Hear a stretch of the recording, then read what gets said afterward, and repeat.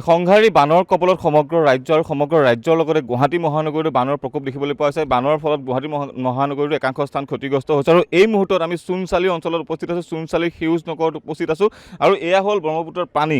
মই সতীৰ্থ video' journalist পংকজে দেখুৱাব। এয়া হ'ল পানী, এয়া হ'ল ব্ৰহ্মপুত্ৰৰ মোৰ পিছফালে এয়া হ'ল ব্ৰহ্মপুত্ৰৰ পানী ইতিমধ্যে এই স্থানৰ ভিতৰত প্ৰৱেশ কৰিছে। এইটো এটা জনাঞ্চল আচলতে। এই অঞ্চলত ঘৰ বাৰী আছে, এটা কাষত এটা মন্দিৰ আছে আৰু এই অঞ্চলত দেখিবলৈ পাইছে কিছুমান আন্তঃগাঁথনি নিৰ্মাণৰ কাম সঁজুলি ইয়াত আছিলে, সেই সময়ত ইতিমধ্যে পানীত ডুব গৈছে আৰু ঘৰৰ ভিতৰলৈ ইয়াত পানী সোমাইছে।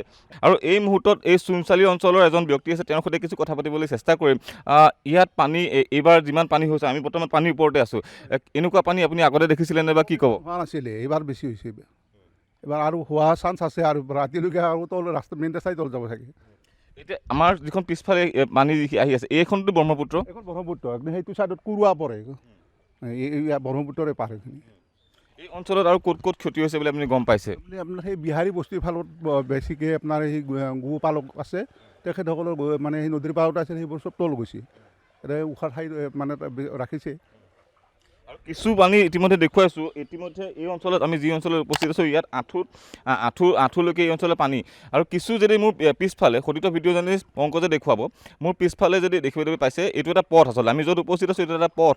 এই পথৰ পৰা কিছু পিছফালে যদি চাই আপুনি, এই অঞ্চলত ইতিমধ্যে কিছু অংশলৈ পানী সোমাইছে।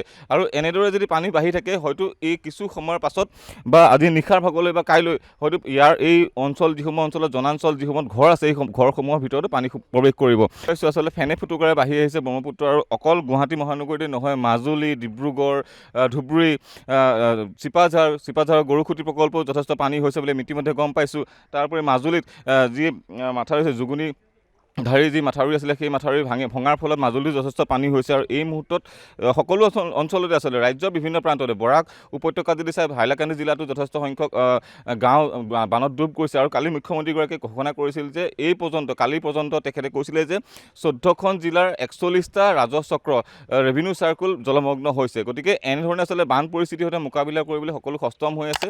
আৰু যিসমূহ নীতি নিৰ্দেশনা ইতিমধ্যে দুৰ্যোগ ব্যৱস্থাপনা বিভাগৰ পৰা গ্ৰহণ কৰা হৈছে, যিসমূহ উদ্ধাৰ অভিযান চলোৱা হৈছে, যিসমূহ সাহায্য অভিযান চলোৱা হৈছে, সকলো ইতিমধ্যে দেখিবলৈ পোৱা গৈছে। আৰু এনেদৰে আচলতে এই সময়ছোৱাত আহাৰ মাহৰ এই বান পৰিস্থিতি মোকাবিলা কৰাৰ ক্ষেত্ৰত সকলো প্ৰকাৰে চৰকাৰ তথা সকলো দল সংগঠন সষ্টম হৈছে। আৰু এনেদৰে আচলতে বান পৰিস্থিতিৰ সৈতে মোকাবিলা কৰিবলৈ আগবাঢ়িছে জনসাধাৰণ তথা চৰকাৰ। সতীৰ্থ ভিডিঅ' জাৰ্নেলিষ্ট পংকজৰ সৈতে দেৱাশিষ কাঠকটীয়া ৰিপৰ্ট, DD অসম, গুৱাহাটী।